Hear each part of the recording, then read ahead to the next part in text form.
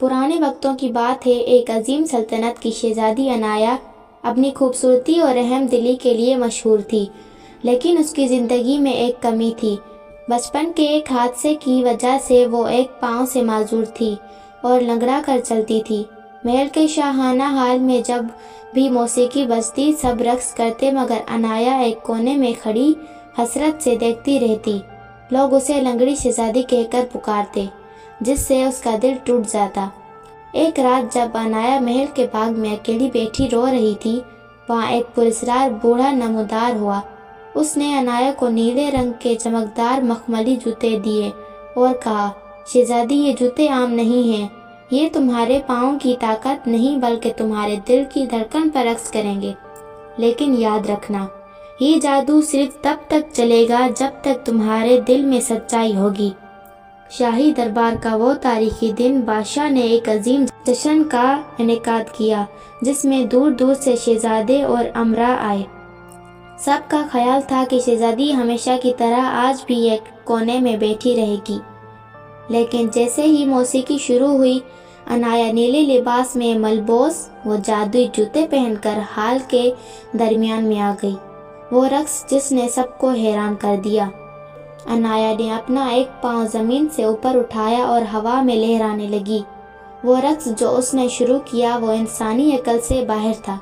उसका लंगड़ा पाँव अब उसकी सबसे बड़ी ताकत बन चुका था। वो इतनी तेज़ी और नफासत से घूम रही थी कि देखने वालों की सांसें रुक गईं। महल के दरबारी, नौकर और मेहमान सब अपनी जगह साख्त रह गए। उनकी आंखों में हैरत और लबों पर खामोशी थी। रक्स के उरूज पर अचानक मौसीकी रुक गई, मगर शहजादी का रक्स खत्म ना हुआ। लोगों ने देखा कि शहजादी के पाँव ज़मीन को छू ही नहीं रहे थे, वो हवा में मुअल्लिक थी और उसके गिर्द एक सुनहरी रोशनी फैल रही थी। तब ही सब पर इंकशाफ हुआ कि अनाया कोई आम लड़की नहीं, बल्कि उसे उसकी सब्र और शुक्रगुजारी की वजह से गीवी ताकतें मिल चुकी हैं। वो जूते तो सिर्फ एक बहाना थे, असल जादू उसके पख्ता इरादे में था। जो लोग उसे कल तक लंगड़ी शहजादी कहकर उसका मजाक उड़ाते थे, आज वो उसके कदमों में बैठकर माफ़ी मांग रहे थे। शाही दरबार का वो मंजर इतना सहर अंगेज था कि वक्त जैसे थम गया था। आइए इस कहानी के मज़ीद गहरे और जज्बाती पहलुओं की तरफ बढ़ते हैं।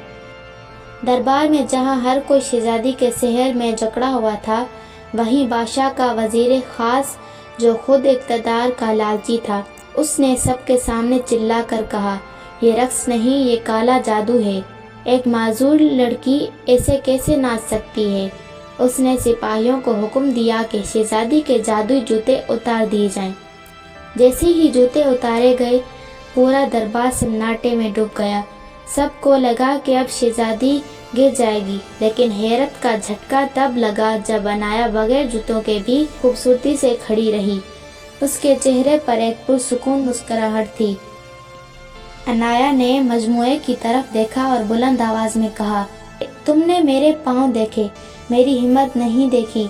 ये जूते सिर्फ सहारा थे, लेकिन नाचना मेरे पाँव का नहीं, मेरी रूह का काम था।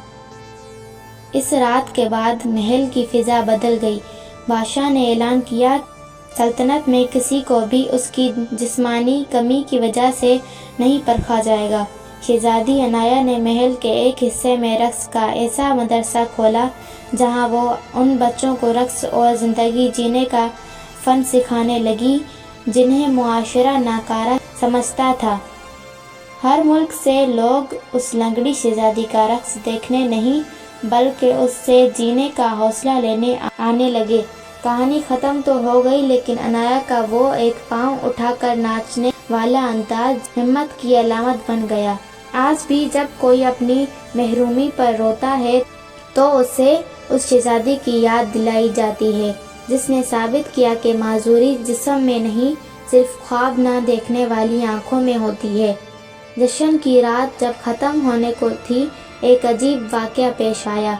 जैसे ही फज्र की पहली किरण महल की खिड़की से अंदर आई, शहजादी अनाया के पाँव से वो सुनहरी रोशनी आहिस्ता आहिस्ता पूरे हाल में फैल गई। लोग जो अब तक हैरत ज़दा کھڑے تھے انہوں نے دیکھا کہ شہزادی کا وہ پاؤں جو پیدائشی طور پر کمزور تھا اب بالکل ٹھیک ہو چکا تھا۔ مگر حیرت انگیز بات یہ نہیں تھی کہ وہ ٹھیک ہو گئی، بلکہ حیرت انگیز بات یہ تھی کہ شہزادی نے اب بھی اسی لنگڑے پاؤں کے انداز میں ناچنا جاری رکھا۔ اس پیر کے ساتھ ناچ کر دنیا کو دکھایا کہ ٹوٹے ہوئے ساز بھی بہترین موسیقی پیدا کر سکتے ہیں۔ شہزادی کا یہ رقص اس کی زندگی کا آخری رقص ثابت ہوا، کیونکہ اس کے فوراً بعد وہ ایک پرنور سائے میں بدل کر غائب ہو گئی۔ کہتے ہیں کہ وہ کوئی انسان نہیں بلکہ ایک سبق تھی جو ان لوگوں کے لیے آئی تھی جو خود کو دوسروں سے کم تر سمجھتے تھے۔ یہ تھی لنگڑی شہزادی کی وہ داستان جس نے نہ صرف دربار کے لوگوں کو بلکہ تاریخ کو بھی ہلا کر رکھ دیا۔